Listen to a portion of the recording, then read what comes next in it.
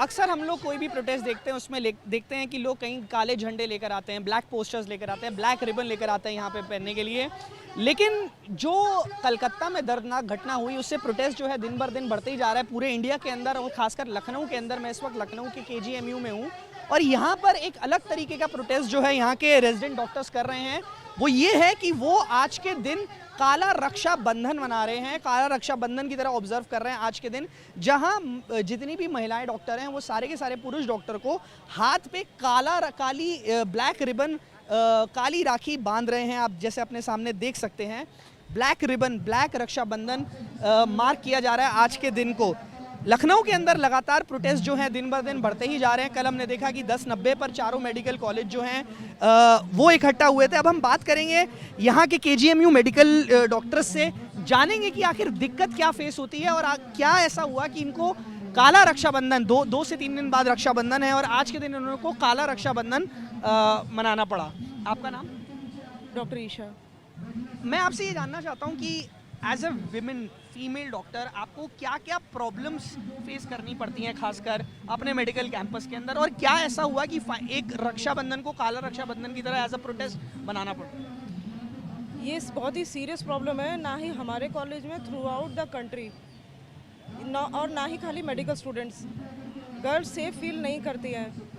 ये इंसिडेंस हुआ, ये बहुत ही घिनौना इंसिडेंस था जिसकी पूरा पड़ताल होनी चाहिए। हम चाहते हैं इसका फास्ट ट्रैक, इसका रिजल्ट मिले और जो भी विक्टिम है और उसको फास्ट ट्रैक लायबल।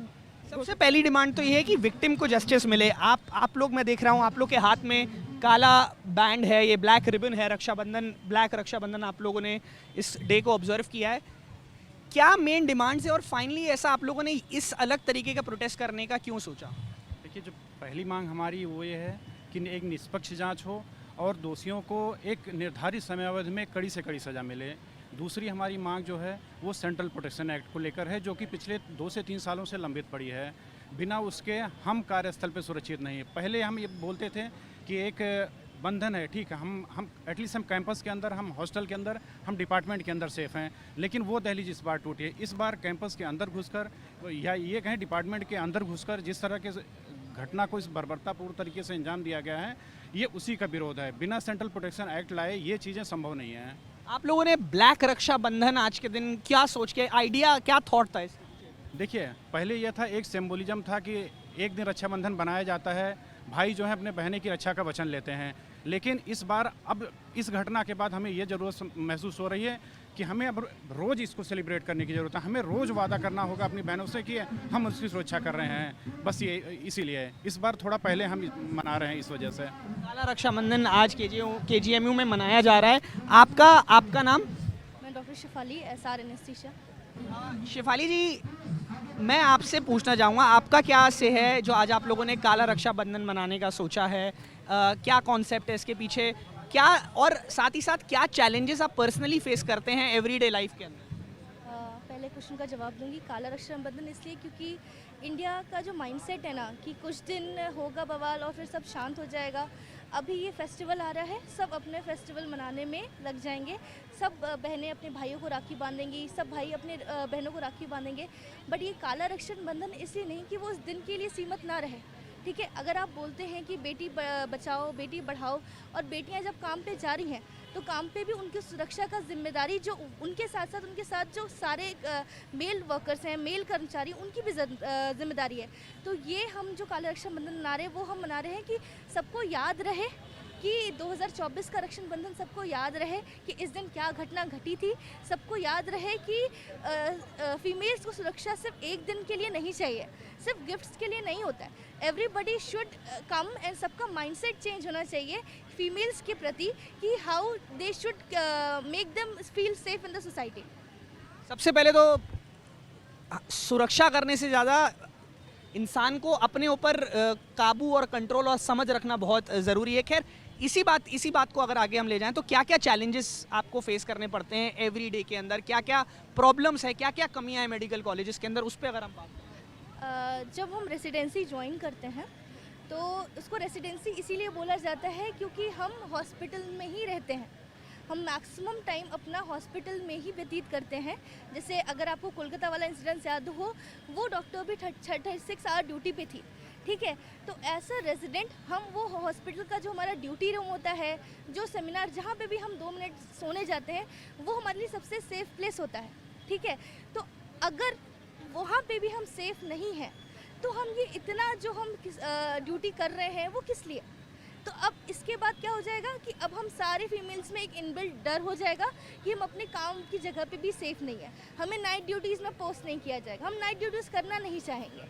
तो ये संदेश हम सबके लिए इसलिए देना चाह रहे हैं कि अगर एक रेजिडेंट अपनी लाइफ का इतना बड़ा पार्ट अपने पूरे 36 घंटे अगर वहाँ पे दे रहा है तो उसकी सुरक्षा की जिम्मेदारी वहाँ के अस्पताल, वहाँ की गवर्नमेंट को इंश्योर करना पड़ेगा। इंसान 2 जगह सेफ महसूस करता है, एक अपने घर पे या दूसरा अपने काम पर या फिर अपने स्कूल कॉलेज में। अगर पढ़ाई कर रहा है तो स्कूल कॉलेज में, काम कर रहा है तो अपनी वर्क प्लेस पे। उसमें से एक ही जगह पर अगर 2 में से अगर एक जगह पे वो महफूज करना ही बंद कर दे तो बहुत ही चिंता वाली बात होती है। आपका नाम?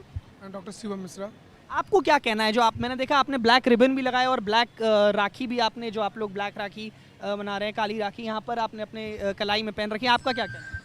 मेरा सबसे पहले तो ये कहना है कि जो ये इंसिडेंट्स 9 अगस्त को हुआ, इसका जो दोषी है उस पर सीबीआई तुरंत एट फास्ट ट्रैक कोर्ट तरीके से इंक्वायरी करे और जो मैक्सिमम पनिशमेंट दी जा सकती, क्योंकि ये जो इंसिडेंट हुआ ये एक राक्षसी कृत्य था, सामान्य इंसान ऐसा कर ही नहीं सकता जो किया गया। तो फास्ट ट्रैक कोर्ट में उसका ट्रायल हो और जल्द से जल्द जितना maximum possible. Justice delayed is justice, yes, justice delayed justice denied. And doctors के लिए एक सेंट्रल प्रोटेक्शन एक्ट जितना जल्द हो सके, और ये हमें वर्बली नहीं चाहिए, हमें रिटेन में चाहिए कि 1 महीने में 15 दिन में जो भी है हमें मिले। और जो डिजीज़ की फैमिली है उसको सेंट्रल गवर्नमेंट का प्रोटेक्शन मिलना चाहिए, क्योंकि हमें नहीं पता कि उनके साथ वहाँ के जो रेजिडेंट डॉक्टर्स हैं जिस तरीके से 14 अगस्त की रात को हुआ उनके साथ की मॉब आके उनके ऊपर अटैक कर रहा है, उन्हें भी प्रोटेक्शन सेंट्रल गवर्नमेंट का मिलना चाहिए। उन्हें हमारे कलीग से बात होती है, वो लोग डरे हुए, उन्हें समझ नहीं आ रहा क्या करना है। वो देख के हम लोग डर रहे थे कि मतलब 2 बजे रात में अचानक से मॉब आके ऐसा कर रहा है। तो सेंट्रल गवर्नमेंट को इस पे सेंट्रल फोर्स डिप्लॉय करके वहाँ पे उन लोगों को सेफ्टी और सिक्योरिटी। जो 14 जो अभी कुछ दिन पहले हुआ, जो वैंडलिज्म हुआ, ऑफ कोर्स उसके बाद जो प्रोटेस्ट हैं वो बहुत इंटेंसिफाई हो गए। फोर्डा ने पहले कॉल ऑफ करी थी स्ट्राइक हेल्थ मिनिस्टर के मिलने के बाद, लेकिन जो हुआ उसके बाद प्रोटेस्ट वापस रीइग्नाइट हो गए और यूपीआरडीए लगातार प्रोटेस्ट कर रही है, यूपी के कॉलेजेस लगातार प्रोटेस्ट कर रहे हैं। मैं इस वक्त केजीएमयू के अंदर हूँ, मैं एक बार आपको फिर से यहाँ पे दिखाना चाहता हूँ। यहाँ पे लगातार कई दिनों से प्रोटेस्ट चल रहा है और जैसे कि मैंने आपको बताया, आज एक अलग तरीके का प्रोटेस्ट यहाँ पे किया गया है, जहाँ पे काला रक्षण बंधन बनाया गया है। यहाँ पर आप देख सकते हैं सब लोग लाइन से बैठे हुए हैं, पुरुष और महिला एक तरफ, और उन लोगों ने काला रक्षाबंधन आज मनाया है। सबके हाथ में ऑफ कोर्स प्लकार्ड्स हैं, पोस्टर्स हैं, आप देख सकते हैं आपके हाथ में। और इनकी वीसी भी यहाँ पर, वाइस चांसलर भी आज इनके प्रोटेस्ट में इनका हिस्सा ले रही हैं। कैमरा पर्सन वीरेंद्र कुमार सैनी के साथ तनिष पंजाबी, NDTV।